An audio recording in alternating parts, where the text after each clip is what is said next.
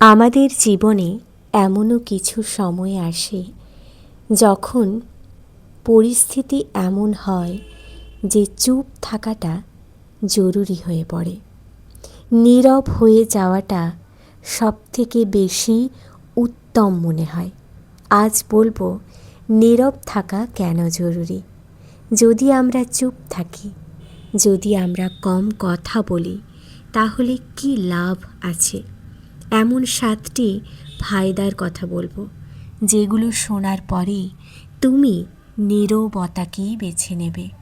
কারণ নীরবতার মধ্যেই শান্তি।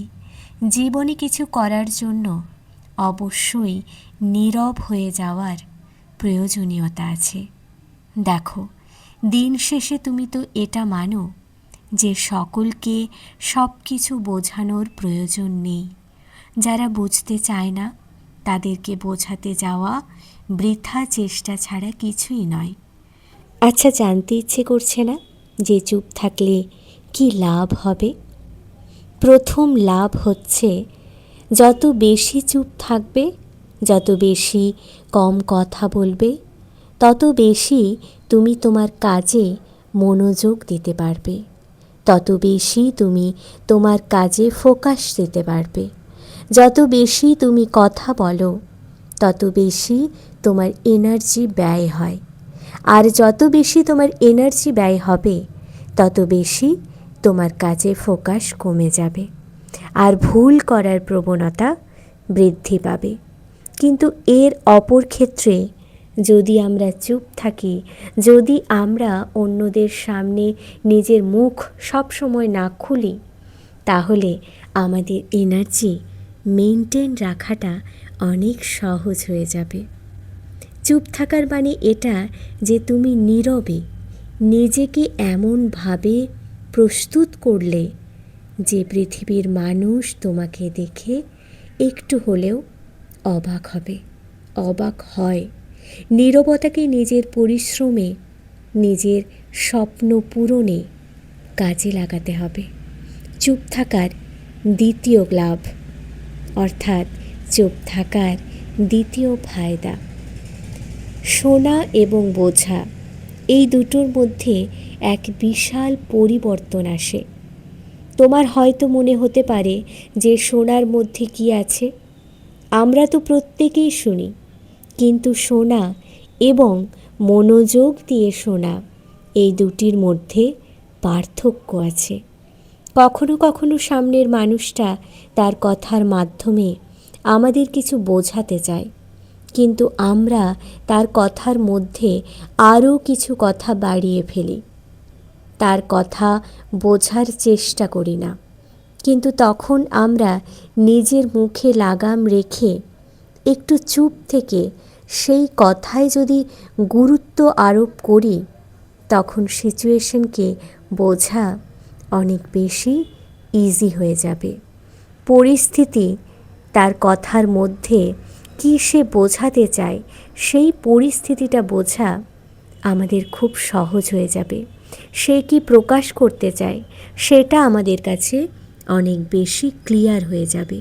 এবং এটার সবথেকে বড় ফায়দা হচ্ছে, আমাদের মধ্যে যে মিসআন্ডারস্ট্যান্ডিং ঘটে, অনেক সময় এমনটা হয় না। কোনো সম্পর্কের মধ্যে দুজনের মধ্যে কারুরই দোষ নেই, কিন্তু আমরা একে অপরকে ভুল বুঝি, বা এমনও ঘটে যে দুজনেই কম বেশি দোষী, কিন্তু আমরা একে অপরকে বেশি দোষী মনে করি। সত্যি বলতে, যদি আমরা চুপ থেকে গম্ভীরভাবে কারুর কথা মনোযোগ সহকারে শোনার চেষ্টা করি, তাহলে তার কথার গুরুত্ব, তাহলে তার কথা বলার মধ্যে পিছনের কারণটাকে সহজে আমরা ধরে ফেলতে পারি। চুপ থাকার তৃতীয় লাভ হচ্ছে, যারা প্রকৃত অর্থে চুপ থাকে তারা ইমোশনালি, মেন্টালি এবং স্পিরিচুয়ালি অনেক শান্ত প্রকৃতির হয়ে যায়। তুমি নিজেও জানো শান্তি কতটা প্রয়োজনীয়, শান্তি কতটা গুরুত্বপূর্ণ। এই পৃথিবীতে মানুষ সব কিছুই অর্জন করতে পারে, কিন্তু শান্তি অর্জন করতে পারে না। মানুষ পয়সা তো উপার্জন করে ফেলে, অনেক দামি বিছানা তো কিনতে পারে, কিন্তু ঘুম কিনতে পারে না, শুধুমাত্র শান্তির অভাবে। যত বেশি কম কথা বলবো, তত বেশি জীবনের জটিলতাগুলোকে অ্যাভয়েড করতে পারবো। আর যত বেশি জীবনের জটিলতাগুলোকে অ্যাভয়েড করব, তত বেশি শান্তিপ্রিয় হতে পারবো, তত বেশি শান্তিতে ঘুমোতে পারবো। আমরা প্রত্যেকেই জানি সুখে থাকার থেকে শান্তিতে থাকাটা কতটা জরুরি। নিজের সাথে বেশি কথা বলো। যত বেশি নিজের সাথে কথা বলবে, তত বেশি নিজেকে জানবে, নিজেকে চিনবে। দিন শেষে কোনো মানুষ তোমাকে নিয়ে কি ভাবছে তার কোনো গুরুত্ব নেই। তুমি কি ভাবছো সেটা গুরুত্বপূর্ণ। যখন তুমি চুপ থাকো, যখন তুমি কম কথা বলো, তখন তুমি নিজের সাথে জুড়ে থাকো, তখন তুমি নিজেকে গুরুত্ব দিতে আরও বেশি সক্ষম হও। আর এটাই জরুরি। চুপ থাকার 4 নম্বর ফায়দা কি সেটা জানো? যখন তুমি চুপ থাকো, তখন সামনের মানুষটি তোমার কাছ থেকে কিছু শোনার আগ্রহ প্রকাশ করে। সামনের মানুষটির তোমার প্রতি ইন্টারেস্ট, তোমার প্রতি আকর্ষণ বৃদ্ধি পায়।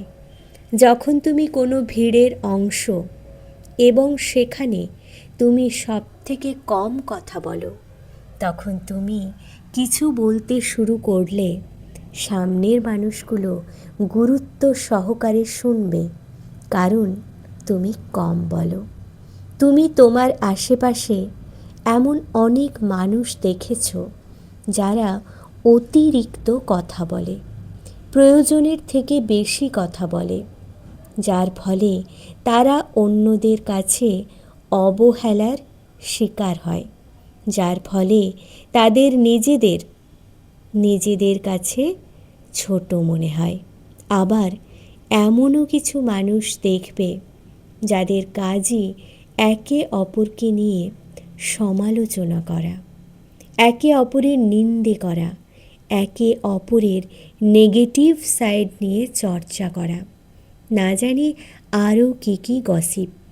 কিন্তু তুমি যদি এই সকল মানুষের অন্তর্ভুক্ত না হও, যদি তুমি সত্যি একটু নীরব প্রকৃতির হয়ে থাকো বা নীরব প্রকৃতির তৈরি করার চেষ্টা করো নিজেকে, দেখবে তুমি যখন কম বলবে, একটু মিষ্টি করে বলবে, তখন মানুষ তোমার কথা শুনতে আগ্রহ প্রকাশ করবে। তুমি দেখবে এই পৃথিবীতে বড় বড় পজিশনে থাকা মানুষগুলো একটু কমই কথা বলে। তারা প্রয়োজনে বলে, প্রয়োজন না হলে বলে না। তারা আগে নিজেকে প্রশ্ন করে, আমার বলা উচিত না উচিত নয়। যদি সত্যি উচিত মনে হয় তাহলে বলে, আর যদি উচিত না মনে হয় তাহলে বলে না। কখনো কখনো না বলার মধ্যেই অনেক বলা হয়ে যায়। এমন অনেক সিচুয়েশন আসে আমাদের জীবনে যেখানে কথা বললে যতটা ফায়দা হয়, যতটা লাভ হয়, সেখানে নীরব থাকলে আরও বেশি লাভ হয়, আরও বেশি ফায়দা হয়। চুপ থাকার 5 নম্বর ফায়দা কি জানো?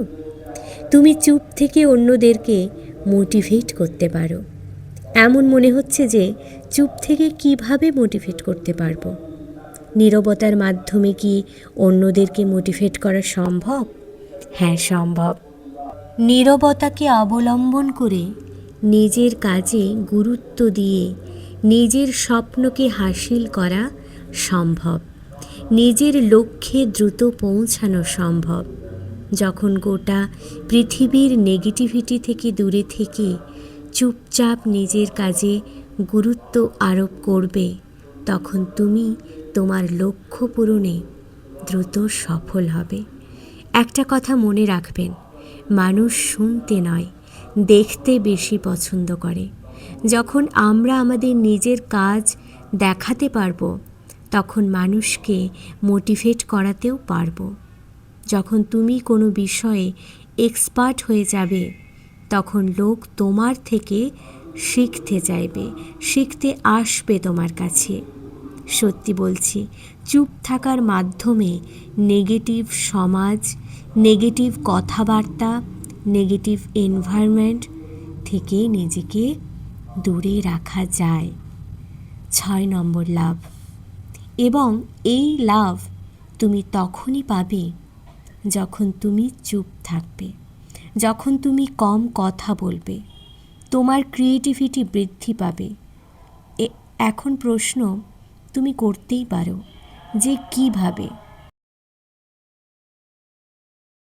যখন আমরা চুপ থাকি তখন নিজেরাই নিজেদের খেয়ালের মধ্যে ডুবে থাকি, এবং যখন আমরা নিজেরাই নিজেদেরকে নিয়ে একটু ভাবতে শুরু করি, তখন আমাদের কল্পনা শক্তি বৃদ্ধি পায়, কল্পনা করার ক্ষমতা বৃদ্ধি পায়, এবং এই কল্পনা আমাদের জীবনে সফলতা অর্জন করতে সাহায্য করে। কল্পনা একটি পাখির মতো, যত উঁচুতে উড়াবে তোমার স্বপ্ন তত উঁচুতে পৌঁছবে। কল্পনা করলে আমাদের আগ্রহ বৃদ্ধি পায়, এবং এটাই মোটিভেট করে আমাদের নিজেদেরকে। ক্রিয়েটিভ হওয়া মানেই আমরা নতুন কিছু আবিষ্কার করতে পারি, আর নতুন কিছু আবিষ্কার করতে চাইলে, ক্রিয়েটিভিটিকে বাড়াতে চাইলে আমাদের একটু নীরব হয়ে যাওয়াটা প্রয়োজন, একটু কম কথা বলাটা প্রয়োজন।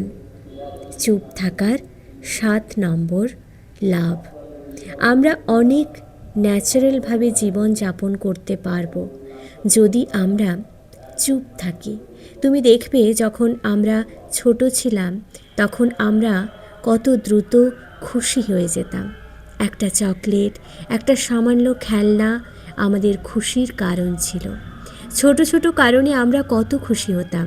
কিন্তু আজ এই পৃথিবীর জটিলতায় আমরা এতটা ডুবে গিয়েছি, পৃথিবীর মানুষের নেগেটিভ চিন্তা ভাবনার মধ্যে আমরা এত বেশি ডুবে গিয়েছি, আমরা এত বেশি হারিয়ে গিয়েছি, নিজেদেরকে ভুলে গিয়েছি যে আমরা আমাদের জীবনটাকে তুচ্ছ মনে করি, দুর্বল মনে করি।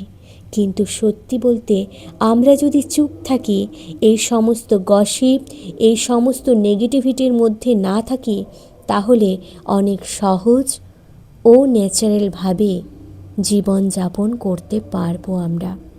এবং চুপ থাকার মাধ্যমে এটা অনেক বেশি সহজ হয়ে যায়। যদি অন্য মানুষের থেকে তোমার প্রয়োজনীয়তা কম থাকে, তাহলে তুমি আরও বেশি ন্যাচারালভাবে বাঁচতে পারবে।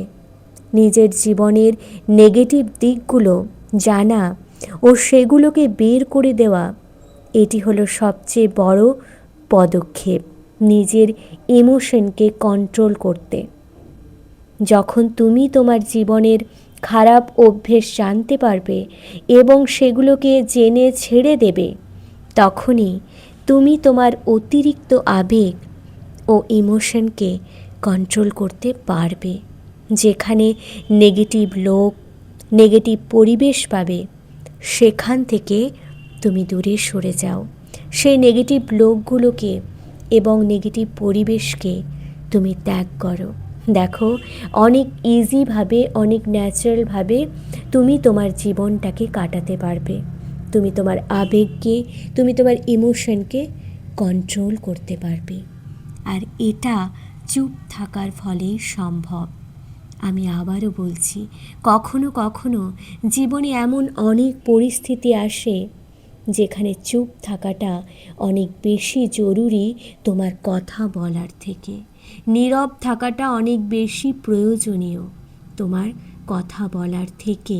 তুমি নীরব থাকাটাকেই বেছে নেবে তোমার জীবনটাকে আরও সুন্দর করে তুলতে, তোমার জীবনের প্রতি, তোমার কাজের প্রতি আরও ফোকাস বাড়াতে তুমি অনেকটা বেশি নীরব হয়ে যাবে, এবং এটাই জরুরি।